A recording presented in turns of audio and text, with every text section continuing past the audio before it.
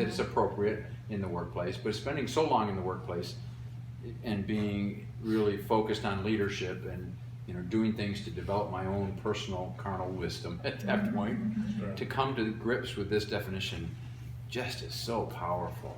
The fact that you don't have to do anything to have wisdom just shakes you right, at least shakes me right to the core to start with, because so much of what I've been trained in is to do something and to do it out of a situation, out of what you think is a wise thing to do. So I absolutely love that. Yeah, I think I went on about the wisdom for longer than I intended to. Yeah, but it was really good. Yeah, because we spend so much time seeking all these things. Yes. Seeking all these different things that we think that we need. And all that we need is to have fellowship with the life we have in us from God. Yeah. Because it will be unto wisdom in our lives. It will be discernment. It will cause us to see things a certain way. And the way we see everything will be the right way. And so if you see everything the right way, if you discern everything properly, guess what's going to come out of you? Wisdom. The why, you're going to do the wise thing. And you won't even have known you did the wise thing. Right? It won't be like where you look back and think, well, this is the wise thing to do, so I'm going to do it by golly. It'll just be like an act, like a compelling, like an instinct. Yeah, right? It'll be like yeah. instinctive, like an innocent action where you won't even think about it. It'll just be something that came forth out of you, right? Because of how you saw it, right? It's like if I go to put my cup down on the table and it's starting to fall off. I see that it's falling off. And the second I see that it's falling off, yes, I'm going to instinctively go for it. Right. Just because I saw. My sight told me. My sight brought something forth to me. It wasn't somebody had to tell me, listen, man, grab that cup. That's the wise thing to do. Right. No. You see, it's just what I saw brought something forth in me. Right? And that's how wisdom actually works, is that the spirit of life comes and dwells in you. And you see yourself braided together with eternal life. You see yourself wrapped in the light and life of God. Right. And then that causes you to discern.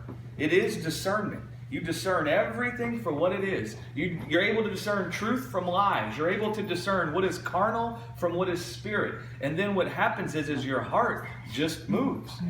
Like the flow of water. Yes, like the flow of water. And so many times we spend so much time trying to look on wisdom externally, and then from externally looking at it, we try to apply it. Yes. Right? What are you trying? I'm sorry. What are you trying to There's a glare right above. There's a big halo on over It has a halo. over his head on my video. I think that's just natural. Right.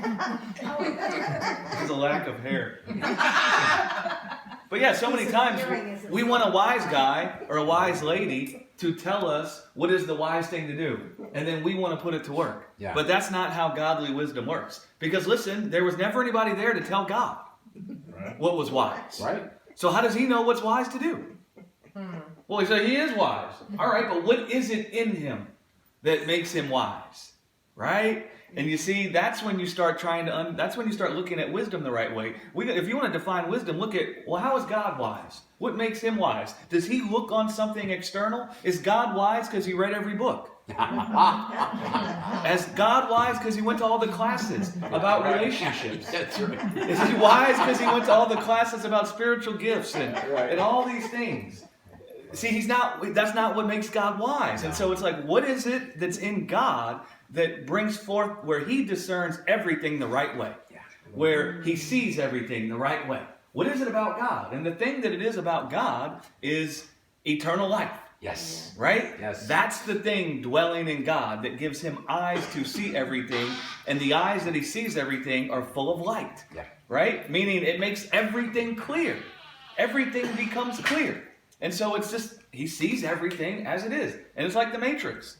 Right? Yes. Before the Neo saw who he was kind of confused sometimes. He couldn't get it right. He'd jump and he'd fall, and he didn't know who he was. And if you notice at the beginning, he didn't see all those things. Right. He didn't see the Matrix. He still saw the fake world. He still saw the shadow or the facade. But then all of a sudden at the end, what happened? the darkness was moved out of the way, and he saw the matrix for what it was. Yeah, right. He saw all the little characters, all the little letters. He saw them coming down, and he could immediately discern everything. And he was full of wisdom. He was full of discernment, and then he was animated with light. Amen. Right? Yeah, right. I wish